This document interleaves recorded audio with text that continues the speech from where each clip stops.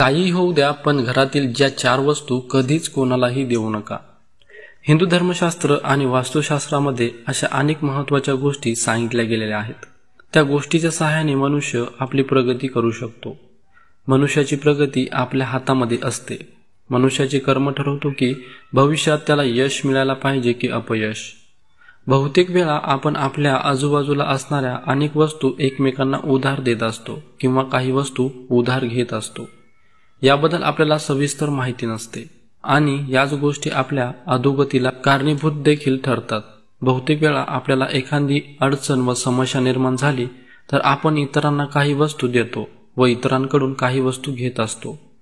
अशा वेळी आपल्याला त्यांची नकारात्मक ऊर्जा आपल्यापर्यंत पोहोचते व आपल्या नकारात्मक ऊर्जा त्यांच्यापर्यंत सुद्धा जात असते.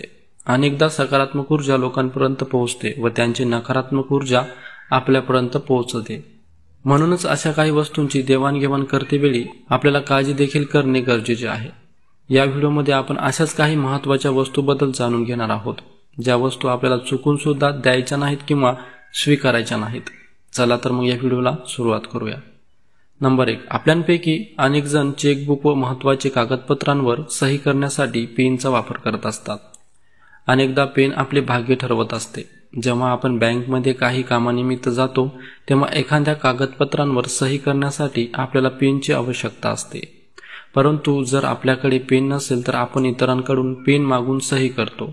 अशा वेळी त्या व्यक्तींकडून काही काळासाठी पेन घेतलेला असेल त्याद्वारे आपण काम करून घेतो. परंतु जर ती व्यक्ती त्याचा पेन न घेताच निघून गेला तर अशा वेळी तो पेन आपल्याकडे जास्त वेळ ठेवू नये.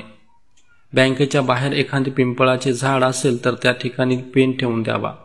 आपण आपला वापरलेला पेन सुद्धा इतरांना अजिबात देऊ नये. जर तुम्हाला कुणाला पेन द्यायचा असेल तर नवीन पेन विकत घेऊन द्या, परंतु वापरलेला पेन शक्यतो कोणालाही देऊ नका. नंबर 2. आपला हातरुमाल शक्यतो इतरांना अजिबात देऊ नका. असे केल्याने आपली ऊर्जा दुसऱ्या व्यक्तीकडे जाते व दुसऱ्या व्यक्तीचा हातरुमाल सुद्धा वापरू नये. त्याचबरोबर एक गोष्ट नेहमी लक्षात असू द्या की इतरांच्या वापरलेल्या अंतर्वस्त्र गारमेंट्स चुकून स्वतः वापरू नका.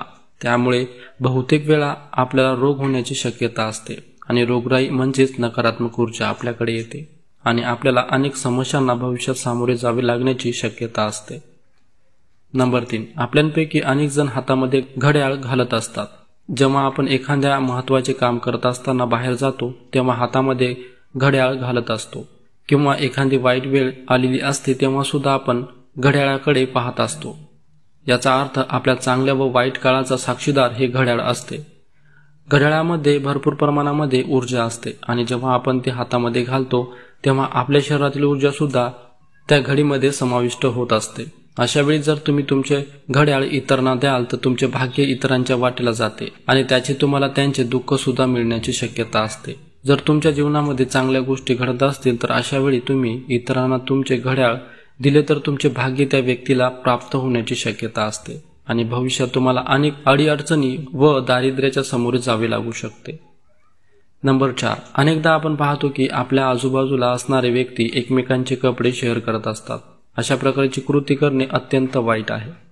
जेव्हा आपण आपले कपडे एकमेकांना देतो किंवा त्यांचे कपडे घालतो तेव्हा काही गोष्टीची काळजी घेणे देखील गरजेचे आहे. अनेकदा आपण इतरांचे कपडे घालतो तेव्हा प्रत्येक व्यक्तीला एखादा आजार असेल किंवा त्याचा विकार असेल तर त्वचा विकार तुम्हाला सुद्धा होऊ शकतो. म्हणूनच अशा वेळी इतरांचे कपडे वापरताना आपल्याला काळजी घेणे गरजेचे आहे. यामुळे तुमच्या शरीरामध्ये नकारात्मक ऊर्जा निर्माण होईल आणि भविष्यात अनेक अडचणींना सामोरे जावे लागू शकते.